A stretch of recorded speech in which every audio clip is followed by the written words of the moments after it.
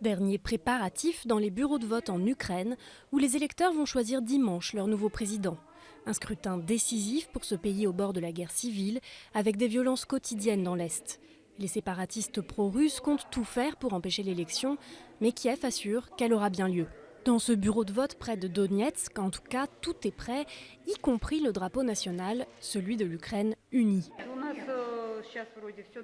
On n'a pas de problème, tout va bien. Le seul souci, c'est qu'on n'a pas de drapeau neuf.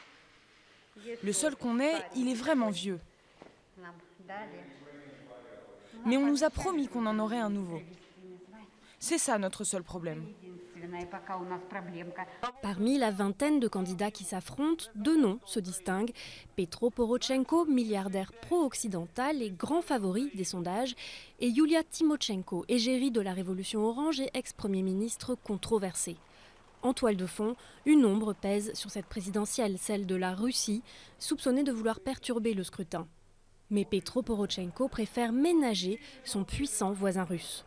Sans un dialogue avec la Russie, sans des négociations avec la participation de l'Union européenne et des États-Unis, nos alliés, nous ne pourrons pas parler de sécurité solide en Ukraine.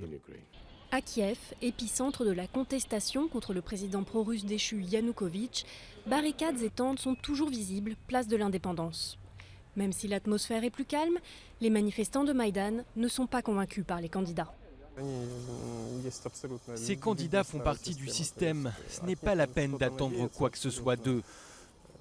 Je ne voterai certainement pas pour Porochenko ou Tymoshenko, il n'en est pas question. Je ne sais même pas encore pour qui je vais voter. Nous avons besoin de cette élection pour avoir un président légitimement élu. Mais je ne suis pas sûr que la personne qui sera choisie représentera les intérêts de Maïdan et sera en mesure de changer quoi que ce soit. Le futur président aura en tout cas fort à faire, non seulement pour mettre fin aux violences et au risque de partition de l'Ukraine, mais aussi pour redresser l'économie du pays en situation de quasi-faillite.